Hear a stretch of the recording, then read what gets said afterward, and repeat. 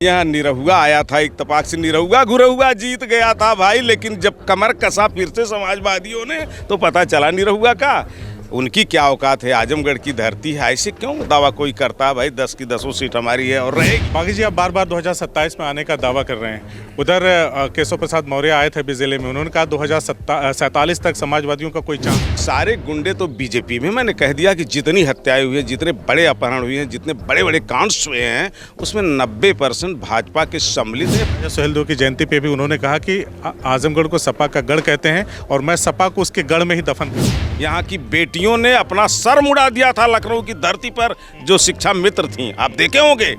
यहाँ संवेदना है इनके खिलाफ। 37 सीटों का आप जिक्र कर रहे हैं और उन 37 सीटों में 5 का कैलकुलेशन करके आप सत्ता में आने का दावा कर रहे हैं, तो किन मुद्दों पर वो 37 सीटें? जब इन्होंने कह दिया कि हम 400 को पार करेंगे तो संविधान को बदल देंगे, इनकी औकात संविधान को बदल देंगे। उत्तर प्रदेश के लोगों ने ओवैसी को एकदम निकाल करके फेंक दिया। चुनाव लड़े, जीरो रह गए, फिर चुनाव नहीं भी लड़े।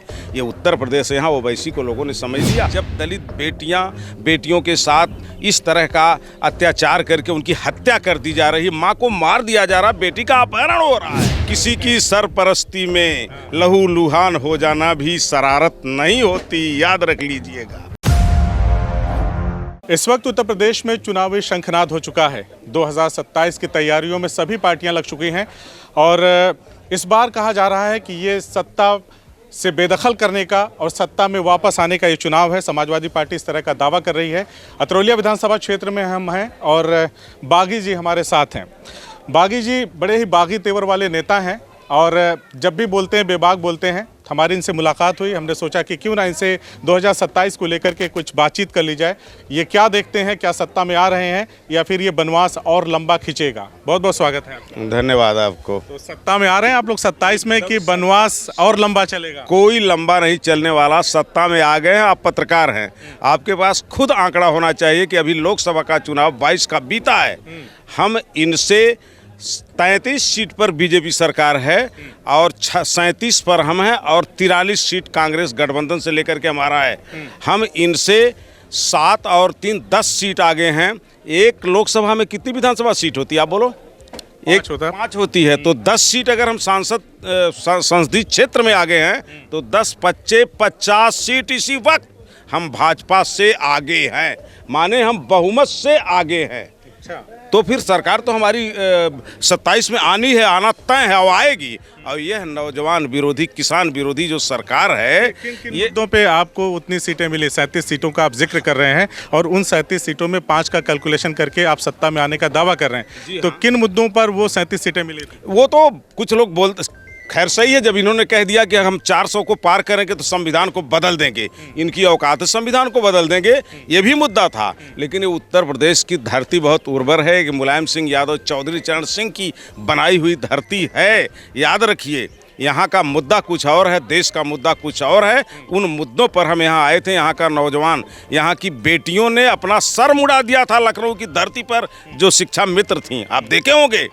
यहाँ संवेदना है इनके खिलाफ और हम आएंगे। जो 2024 में चुनाव हुआ, ये कहा गया कि देश में संविधान बदलने का खतरा मौजूदा सरकार उत्पन्न कर रही है और 400 पार होंगे तो सरकार संविधान बदल देगी। लेकिन ये विधानसभा का चुनाव है, इसमें ऐसा कोई मामला नहीं है। संविधान तो बदला जा चुका। संविधान में बचा ही क्या है जब दलित बेटियों के साथ इस तरह का अत्याचार करके उनकी हत्या कर दी जा रही, माँ को मार दिया जा रहा, बेटी का अपहरण हो रहा है।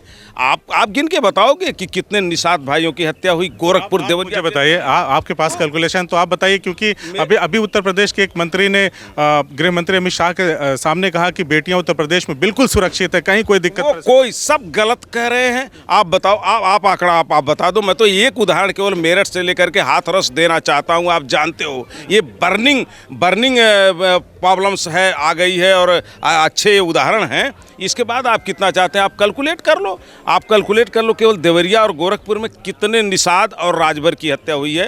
राजभर महिला नेता तक की हत्या हो गई है। हमारे राष्ट्रीय प्रवक्ता जो भाटी जी हैं, उन्होंने कहा ना कि 90% जो जघन्य हत्याएं हुई हैं उसमें भाजपा के लोग शामिल हैं।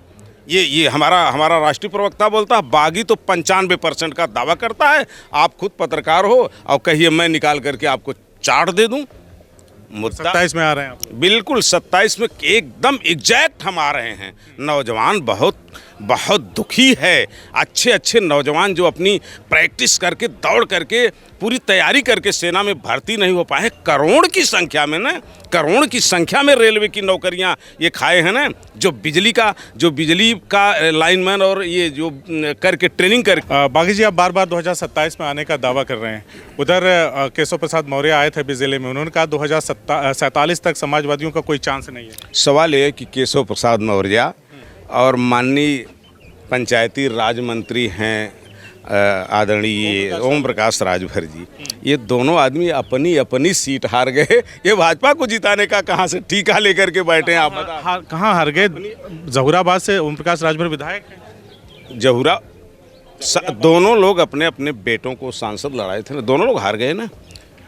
आप संसदीय चुनाव की बात करें। हाँ, दोनों लोग हार गए। इतने कहाँ भाई, यहाँ संजय निषाद जी हैं गोरखपुर के, आप जानते हैं, वो अपनी ही संसदीय सीट हार गए, उनके बेटे हार गए। और पप्पू निषाद को, हमारे नेता में इतनी बड़ी औकात है कि उसी गोरखपुर से पप्पू निषाद को सांसद बना दिया गया उनके गृह क्षेत्र में। ये क्या ठीका लेकर के बैठे भाई? इनको तो जो केशव मौर्य जी गए थे अपने क्षेत्र में ना, नौजवान कह दिया कि वैकेंसियाँ कहाँ गई हो, वैकेंसियाँ कहाँ गई हो नेताजी। तो वीडियो आया था, आप देखे थे, खड़े नहीं वहाँ हो पा रहे हैं। एक बात और कही कि अगर सपा की सरकार आ गई तो फिर गुंडाई चरम पर हो जाएगी, कानून व्यवस्था का खतरा उत्पन्न हो। वो अरे सारे गुंडे तो बीजेपी में, मैंने कह दिया कि जितनी हत्याएं हुई हैं, जितने बड़े अपहरण हुए हैं, जितने बड़े बड़े कांड्स हुए हैं, उसमें 90% भाजपा के सम्मिलित हैं। पार्लियामेंट में हमारा राष्ट्रीय प्रवक्ता बोलता है, गिन गिन करके बता दिया जाए, ये लंबा हो जाएगा ना।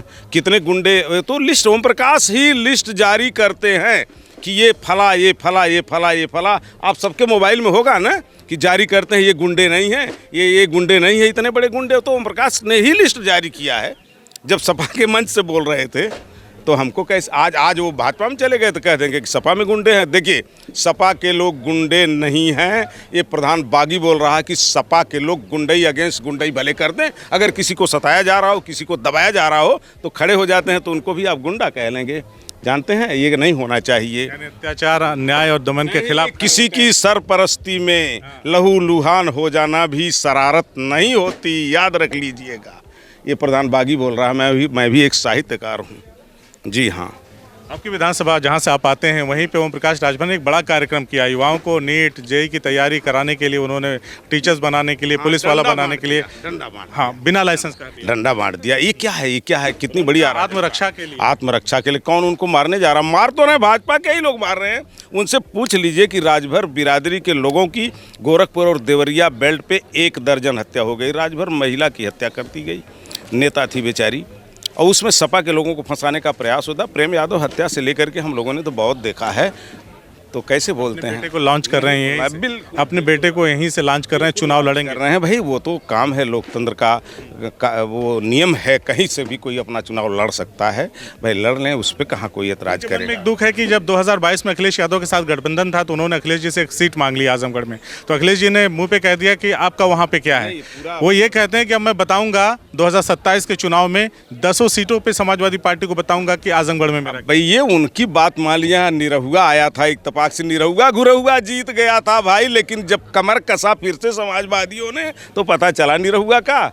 उनकी क्या औकात है, आजमगढ़ की धरती है, ऐसे क्यों दावा कोई करता है भाई 10 की 10 सीट हमारी है और रहेगी। वो जान भी रहे है और रहेगी। महाराजा सुहेलदेव की जयंती पे भी उन्होंने कहा कि आजमगढ़ को सपा का गढ़ कहते हैं और मैं सपा को उसके गढ़ में ही दफन कर दूंगा। दफन कर दूंगा? इतनी बड़ी औकात किसी की है? दफन कर दूंगा? अपनी सीटियाँ हार के चले आप कह रहे हैं दफन कर दूंगा।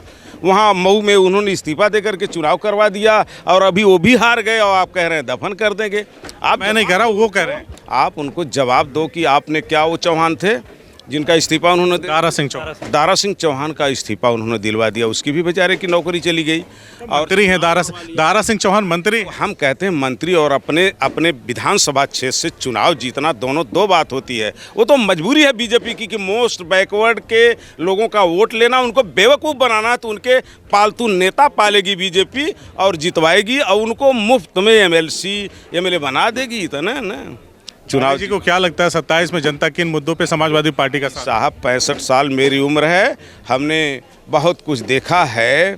वो जो है बहुत कुछ देखा है, कई दरिया कई पतवार देखा है, और जो है इस दुनिया में बहुत देखा है, कांटों का ताज देखा है, फूलों का हार देखा है। मेरा बहुत एक्सपीरियंस है। हो गया ये 10 साल का एक दौर चल गया। इसके पहले भी कल्याण सिंह नहीं थे, मुख्यमंत्री राजनाथ सिंह नहीं बने थे, 10 साल सरकार चल गई थी। 10 साल उत्तर प्रदेश में सरकार चल जाना ही उनकी बहादुरी है। हम नहीं आने देंगे। नहीं, कतई नहीं आने पाएंगे। उस बार भी हम लोग बहुत हताश थे, 5-5 हज़ार सिपाहियों का काउंटर करवा दिया गया था। फिर भी ये समाजवादी पार्टी निकल करके आती है और आएगी। एक सवाल असदुद्दीन ओवैसी से जुड़ा हुआ, अभी से हुंकार भर रहे हैं कि समाजवादी पार्टी को 27 में बताऊंगा। देखिए, हमारे उत्तर प्रदेश के लोगों ने ओवैसी को एकदम निकाल करके फेंक दिया। चुनाव लड़े, 0 रह गए, फिर चुनाव नहीं भी लड़े। ये उत्तर प्रदेश है, यहाँ ओवैसी को लोगों ने समझ लिया। और ओवैसी के जो अपने स्वजातीय वोट है वो समझते हैं कि एक वोट अगर हम ओवैसी को देते तो एक वोट सपा का केवल घटाते हैं। यहाँ का हमारा वो अल्पसंख्यक भाई बहुत समझदार है, एक वोट नहीं देगा ओवैसी को, एक वोट नहीं देगा उत्तर प्रदेश। वो जानते भी हैं। हाँ, वो आना नहीं, कोई वोट नहीं मिलेगा, वो जानते हैं। आप इंटरव्यू ले लीजिए उनके लोगों से, कोई वोट नहीं मिलेगा। ये लोग तो दहाड़ रहे हैं कि बताएंगे 27 से उनके लोग अगर गठबंधन कर लेंगे, सीटें दे देंगे तब तो ठीक है। वो जिद आप देखिए नहीं चलेगी। हमने सबको दे करके देख लिया है, वो जिद नहीं चलेगी। हमारे नेता का बड़ा गहन एक्सपीरियंस हो चुका है, वो जिद नहीं चलेगी। जी हाँ, थैंक सुना बागी जी से हमारी बातचीत को। आप इनकी बातों से कितना सहमत हैं? जो इनका दावा है 2027 में सरकार आने का, वो कितना सही, आप इसे कितना सही मानते हैं? हमें कमेंट करके बताइए। हमसे बातचीत करने के लिए बहुत बहुत शुक्रिया। बहुत धन्यवाद।